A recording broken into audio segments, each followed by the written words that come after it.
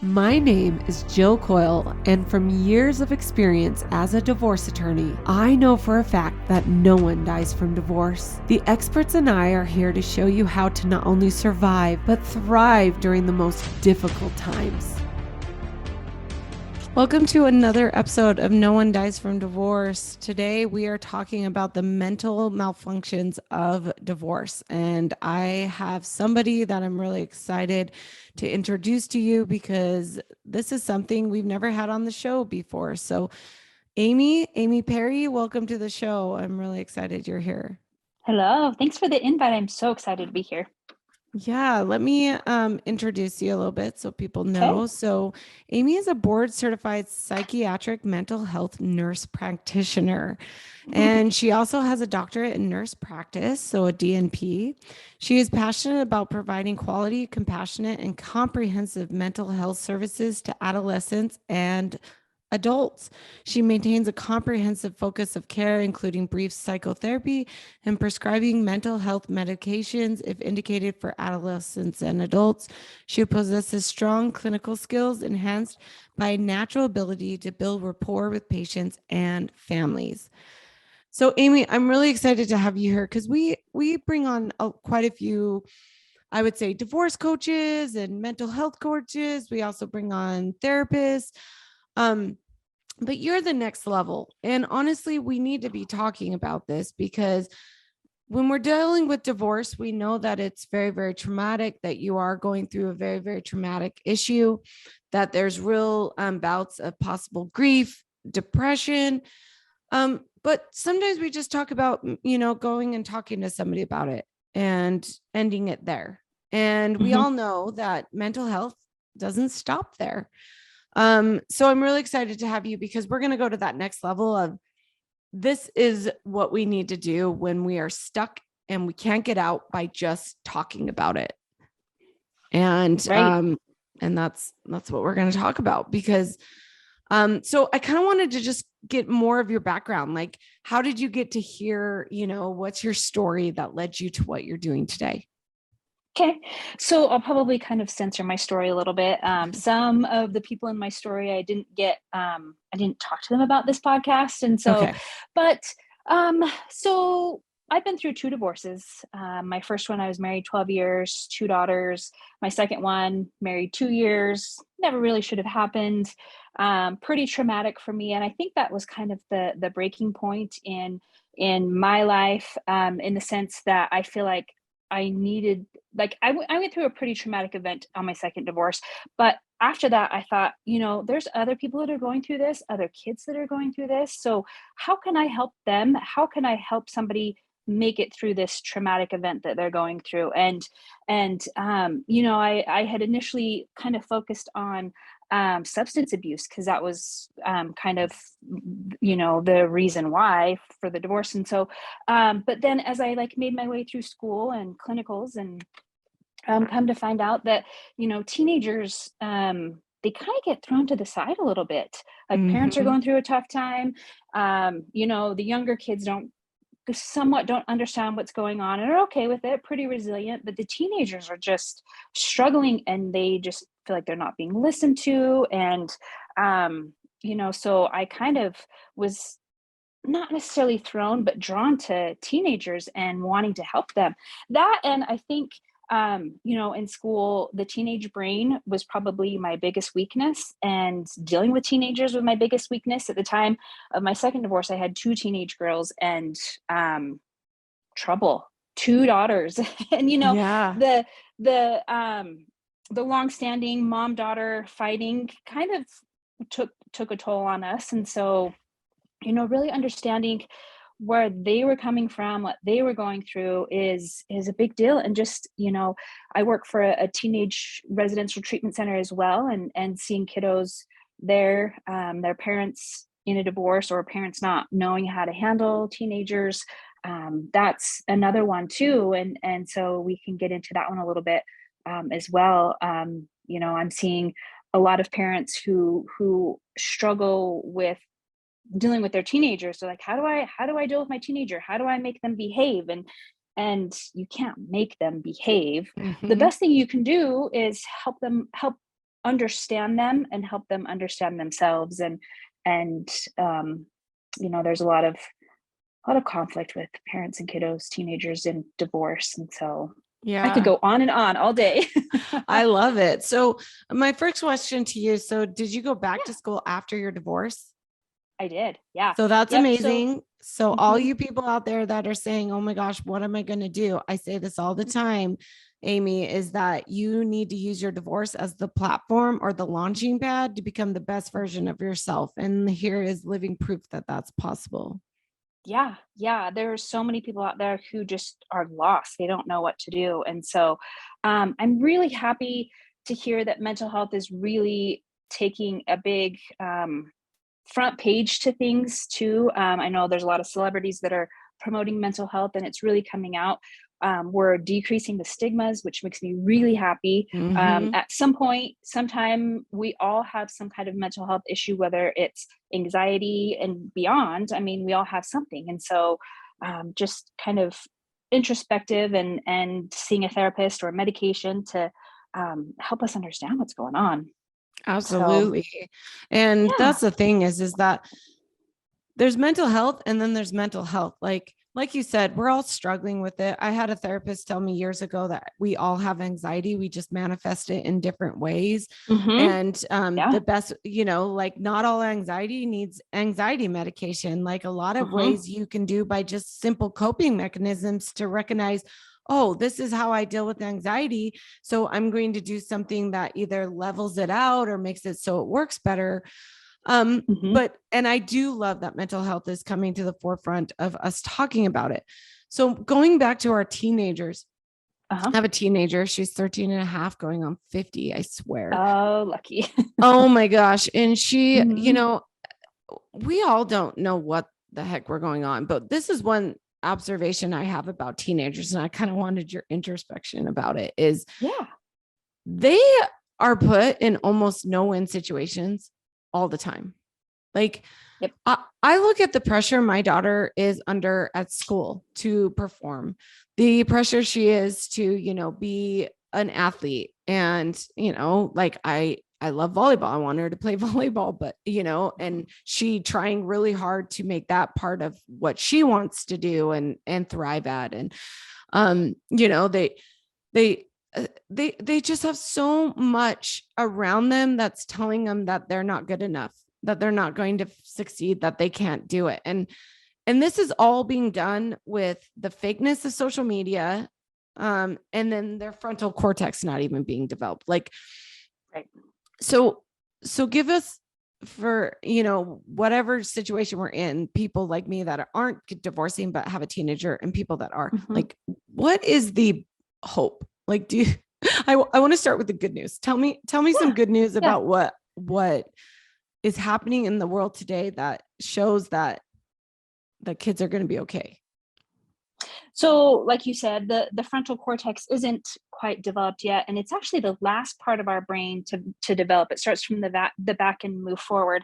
And so, with teenagers, the frontal cortex is where they make their decisions, where they make good judgments, things like that. And so, with that not really properly working, and they make these choices, and all too often as parents we're like, what were you thinking when you did that? And they're like, well, I don't know. They really weren't. I wasn't thinking. Truly they weren't. And Right. so at that age, us as parents, the best thing we can do is just be a good example, be patient with our teenagers. Patience is the big thing. And instead of getting mad, well, why did you do that? Understanding like where they were coming from, like what made you want to do that, what made you come to that decision that that was a good idea, and then help them understand why that wasn't such a good idea. And teaching them these things, teaching them, they're going to learn their own consequences. Like they post something on social media and their friends are going to come after them, and they're going to be like, oh my gosh, I can't believe I did that. So they already have struggles. But then when they go home and they don't put a dish in the dishwasher the right way, and parents get upset, that's teach them how to make these adult decisions, and make the right decision, so that they learn from things and can move on in the future. And And the good news is as their brain develops and hormones kind of settle in a little bit, and they grow up and mature and learn things get better. Mhm. But it is pretty rough from like age 13 to about age 24. Things are rough for everybody, unfortunately. I think one of the benefits we're going to find with at least this generation of teens is that they are more aware of the surroundings of this world of Mm-hmm. than ever before. And I think that it's going to bring a level of empathy and people going into more like social awareness programs, like wanting to be, more involved in the environment and things that have never been like the sexy, preview. I think that we're going to see these teens that care more about deeper issues than we've Mm-hmm. ever seen. And that's just because the world is at their fingertips with their phones. Right. Um, but I also I see like a resilience coming out of teenagers that is Mm-hmm. never, we've never had. Like if I had to deal with what the teenager has to deal with right now, I would have crumbled. I mean, Oh it was yeah. hard enough being a teenager in the 90s and, Mm-hmm. having to deal with the Christina Aguilera and the, Jennifer Aniston look, and not Mm-hmm. ever going to be that. Right. That was the level of my, my Mm-hmm. issues. But I do see that they're, for the most part, they're coming up to a level of resilience because they are going to have to be stronger. I mean, there's just no other word. Like you have to be Right. stronger in this world to survive, and they are going to do it because most of them are going to survive. They're going to be okay. Mm-hmm. So I think And then that's and another good thing too is schools are starting to recognize that mental health is a big deal, and having classes and teaching interpersonal skills and things that I don't know that we ever got when we were in high school, honestly. And so, to have that coming out, or schools having more therapists, more peer support groups, things like that. And also social media is popping up with more peer support groups and places they can go. And like Utah Pride Center, just going to throw that one out there, very Mhm. supportive of LGBTQ and ever changing emotions of these kiddos. And so yeah, it's up and coming and awesome. That's awesome. Yeah. One of the things about like, so let's talk about what additional challenges are these teenagers, facing in a divorce. Hmm. Um, so we talk a lot of about this quite a bit, and I get mixed reactions depending on who Hmm. the professional is that I'm talking to Sure. about what does a teenager need through divorce. Some say Hmm. counseling, every single one of them in counseling. I get a lot that say no, like you have to be able to react. My divorce attorney hand is always going Hmm. to say like your kid needs two adult parents. So before Hmm. you decide to throw your kid into getting help, you just go get help. Because I promise you, Agreed. if we had two adult parents that knew how to just put aside their childish behaviors and act like adults, then Hmm. your teenagers, your kids, they're going to be just absolute fine. So what's your opinion and thoughts on that? Yeah, agreed. I do agree with therapy for sure. I mean, we can all use it without a Yeah. doubt. I think the big thing is I see a lot of parentification, right? These kids are like expected to have the emotional capacity of an adult, and the understanding of an adult, and they don't. They don't. And, you know, throwing us moms under the bus, specifically me, you get to a situation where you're in the divorce and you're single and you're home and you're just stressed out, and so you take it out on your kiddo who you treat like an adult, or talk to them in a way that you would talk to some like your therapist or a friend, and they're just like, I don't know what you just said, mom. And then moms get mad and then can't understand why they just, butt heads with their kids, and then see a lot of anxiety. And then moms are anxious. And then, then they're like, my kid's so anxious. And I'm like, yeah, I can see why your kid's so anxious. And so, again, throwing us moms under the bus. but yeah, mom's definitely therapy, dad's therapy for sure. And I was actually listening to your previous podcast, and you guys talking about kids shouldn't be the sounding board. Definitely, they shouldn't be, without a And doubt. not just your minor kids. We get see so Hmm. many times, like you have an adult kid, like you have 4 kids and 2 of Yeah. them are adults. And so you Hmm. think that you're okay using your 2 older children as the sounding board because they're adults and the courts can't come after you for it. You are Yeah. ruining those children's lives by having to be your therapist. Hmm. So Hmm. just stop. Yeah. Yeah. I So back to the parentification. Treat your kid with respect, and treat them like an adult because they deserve it, but don't treat them like an adult as your significant other, and don't depend on them too much emotionally.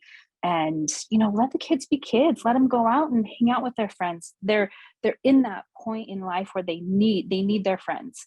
And I hear a lot of moms, well, I would know if my kids were doing drugs, or I would know if my kids are doing that because I talk to my kids a lot. And I'm like, well, as close as you may be to your kids, they're not going to tell you everything. I yeah. promise you. And so let them have their friends, and let them enjoy their teenage years, because that's what they Yeah. need.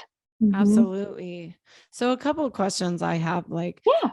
I have kids that suffer with anxiety Hmm. and I don't have anxiety. I Hmm. don't manifest it in, where I get anxious. Yeah. Um so that's been an interesting me learning how to deal Hmm. with my different kids and their personalities and their different anxieties. What advice do you give to parents to be able to kind of be able to maneuver that and learn more about how to kind of deal with each one of their children? I think the biggest thing is the understanding. Understand where your kid's anxiety is coming from, and where you were saying that your one kid's in a lot of sports and competitive, maybe, Mhm, mhm. and wants to get really good grades and wants to do all this. Understanding, why it's so important for them, and why they feel like they're so competitive. Just kind of really digging in, and asking them, because like you said, kids nowadays are really pretty introspective, and understand things, and so they already know what's going on in their brain. You just may not know as a parent. And so that's the biggest advice that I give parents, is just really understanding, zero judgment, and just listening to their kids. Yeah. So to the next level, Hmm. when is it that your kids are just kind of struggling to your child needs help? Like as a parent, where do you how do you know that okay, time is now? So the biggest one that I will ask about is, how's it affecting your daily life? Like, does your kiddo have so much anxiety that they just cannot go to school today? I Mhm. can't go to school today, mom. I have so much anxiety. The schools are really accepting a 504 plans, Mhm. for extending a time on getting assignments done. And so if their mental health is really affecting their day-to-day life, where they can't leave the house, or they don't want to be around their friends, or really depressed, suicidal because one of their friends doesn't like them, that's almost past the time of coming in. And so, but yeah, getting to that point, definitely come in and bring your kiddos in, and therapy. I do more of the medication management piece, and talking with kids, and seeing how their day to day is, how they're feeling, how they're sleeping. That's a big thing too. If they aren't sleeping, we're going to work on the sleeping piece first and foremost, and then see how their anxiety is after that. And so, That's the next question I wanted to ask you. So like mhm. what's the difference of depressed and feeling depressed and clinically depressed? Right. So that's where I just have a series of questions I ask. What is your brain doing when you go to bed at night? How many times do you wake up in the morning, or how many times do you wake up at night? How are you during the day? How is your mood? Like, are you um, elevated mood in the morning, but then super depressed at night? Just kind of ask how their moods are and how their days are, and things like that. And then I can kind of come to the conclusion of whether, if they're clinically depressed and the best medication to start them on, or if it's just situational, well, I just broke up with my boyfriend last week and now I'm super sad, but then next week they're going to be just fine. And so um, uh, asking all kinds of questions and kind of building a trust too. Like, I tell them, there's all this stuff I can't tell your parents. There's only a few things that I have to tell your parents, but I will let you know before I talk to them what I'm going to say, or we can talk to them together. And so, building that trust, letting them know that what we talk about, I don't talk with their parents about. I love that. Why is there such a stigma around like giving your kid medication, for whatever? Um, I don't know if I can fully answer to that as far as like parents. I can speak to like diagnoses. I think a lot of parents are like, well, I don't want my kid to have an autism diagnosis, or I don't want my kid to have a bipolar diagnosis. And so then they think, well, if my kid's on medication, then somebody's going to find out, and then I've raised my kid wrong. And so which is not the case. I mean, you could have like the most perfect parent, have this kid who just, for whatever reason, brain connections is just depressed. And so, I think that's probably the stigma, is especially with parents thinking I raised my kids wrong. And Right. so Yeah. And it could be the difference of your child failing and succeeding. I mean, that's how important it is. And absolutely. luckily we have a lot of research and development does go to mental health, and there are new drugs that are being done, coming out all the time to help with this. And for so many years, the stigma in America especially was just don't talk about it, which so people just suffered in silence. And Yes. And I'm an advocate for mental health. Obviously I know you are in helping people recognize that you're not alone. You don't have to do it alone, and nobody expects you to do it alone. Right. This isn't the time to be strong, or to say, oh, I'm bigger than this. Like, sometimes our brains want to not work, and that's not your fault, and there's nothing you can do to change it. And when your brain doesn't want to work, it causes a lot of undue anguish and fear and anxiety and lowness for you that you just don't need to feel. So I always tell people, like, if you're at that point where you're like, I don't know how to get out of this sadness, there's a way. There's a way. Out. And people like Amy can help you get there. And especially with teens, like, especially in Utah, like, we hear so many suicide stories. And I'm just like, oh my gosh, if I can save one more kid, please, I will do that. Yeah. Like, tomorrow is another day. Like, you're important. Tomorrow wants you. And, and there's a way. I promise you. And then the other thing is, oh my gosh, I tell my teenager this all the time. Life gets so much better. Like, yeah, it does. Middle school was the worst. High school got a little bit better because people grow up just a little bit. College was great, but still had challenges. And adulthood, I mean, I miss my summer breaks. I miss my Christmas breaks. But at the end of the day, I don't have some of those challenges that I had when I was a teenager, and I'm grateful for that. So life gets better.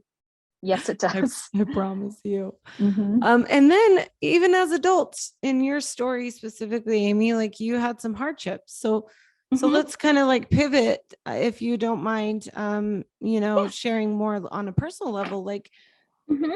what was some advice that you could give our listeners of, hey, I survived divorce, not just once, but twice.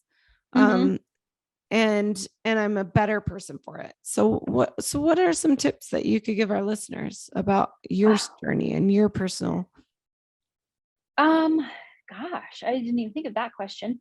So I think just patience with yourself, just being comfortable in your own skin and being okay with how things are going, and um, taking what you think is a failure, the divorce as being a failure, and learning from it, somehow learning from it, because something good always comes out of it, no matter what. And it may take a little bit. It took me a couple of years to be like, you know what, this is actually what I was supposed to learn from this divorce, instead of, I mean, it was a hard like 2 years of why, like, Mm-hmm. kind of a pity party almost. But then, kind of pulling myself out and just like, okay, there was a reason for this.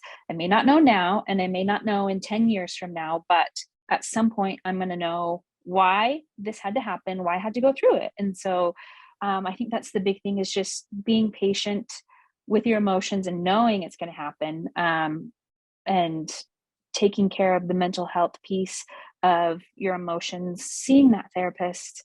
I mean, I see a therapist. I've seen the same therapist for, gosh, 15 years, I think. And, you know, she calls me on my crap, essentially, like, why are you acting that way?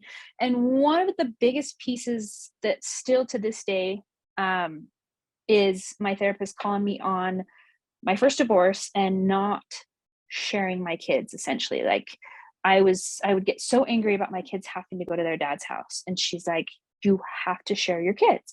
I mean, we had joint custody, but if the kids didn't want to go to their dad's house, I didn't force them. And so, her calling me on things like that really helped. And still to this day, her calling me on those things, and pushing me. And so that was a long-winded question answer. I think I it's hope it helped. really, I think it's really big of you to, first of all, your therapist is amazing for calling you Hmm. out on that Yeah. stuff. But then Hmm. second, you're amazing because you listened. Those are Hmm. two things that I don't think go hand in hand a lot, especially in divorce, because you want your therapist to tell you what you want them to say. And then Right. second of all, a lot Hmm. of times when you get advice that you don't like, you don't want to listen. So Yeah. kudos to you. And I think that that's really, really an important lesson. The other thing is that's the whole purpose of my book. And, Mm. when I say no one dies from divorce, I get a lot of critics that are like, well, people do die from divorce. And I'm like, no, people kill people. So domestic Hmm. violence is real and that happens, and mental Yeah. health kills people. But the divorce itself does not have to be the defining factor that kills you. It can be the actual thing that makes you stronger, makes you stand Hmm. up taller than you ever were. And the divorce does not have to be the end. It can be the beginning. And just like you said, sometimes it's hard to see it at the time. Actually, I know it's Hmm. hard, like, Oh but yeah. one step at a time, getting through that, you start to recognize that you're able to, breathe again. And then you're able to make Hmm. that step. And then you're able to leap. And then you're able to run. And, you just in your story, I mean, have been able to stand up and do some amazing things because of it. Hmm. Yeah. So, so when we're talking about like going through a divorce and, or, like a lot of people think, oh, this is just an event. I'm just sad now. I don't need Hmm. help. What do you tell them? I asked them, okay, this rightfully so is situational for sure, but when it continues on week after week, and you're doing less of the things that you enjoyed, you're seeing less of your friends, you're just staying in your house, you're very irritable, um, come see me, see somebody, talk to somebody. Let's just talk about it, get it out. Let's find out what's going on. You may not feel that way until you start talking about it, and then hindsight, you're like, oh yeah, I actually was not feeling very good and I wasn't doing very good. And so it may be hard to see for a little bit, but and then back to your point of listening, maybe one of your friends might point out, hey, you seem to really be struggling with this.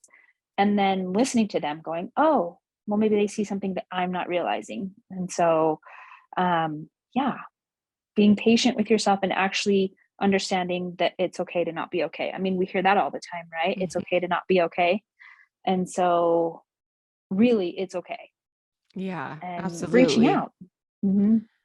And I mean, the last thing I kind of wanted to talk about is there is hope to recovering and healing. Mm-hmm. And I love the analogy of a scar. Like, you were cut open and, you had to be sewn up together. But what your body does is, really miraculous in the fact that it grows together stronger than it was before. Mm-hmm. But it leaves a mark. And, you're like, oh, that's frustrating. It leaves a mark. But the purpose of the mark is to remind you of whatever happened for purposes of, hey, don't do that again. Right. Mm-hmm. It also is a reminder to your body that you healed. And that's what I love about that is that, your divorce can be that scar to remind you, of, things of the past or whatnot to not, get into that situation or do again. Mm-hmm. But it allows you to grow stronger and heal stronger than you were before. And you become this person that is resilient and able to, go to get your doctorate and, do what you've done and help so many more people down this path or, was Mm-hmm. what I would say is amazing that you have this empathetic approach, with mental health, with substance abuse. I mean, when you've lived it, you can teach it. And I love that. So, but that is hope and Mm-hmm. it can be beautiful. So just kind of like last thoughts on you, like what would you be telling Yeah. people about the hope in recovering and healing? Um, it's going to take time and it's going to hurt a little bit, but each day that you take one step forward is one step forward. It's not going to get fixed in one therapy session. It's not going to get fixed in 1 month of medication. It's not going to get fixed immediately.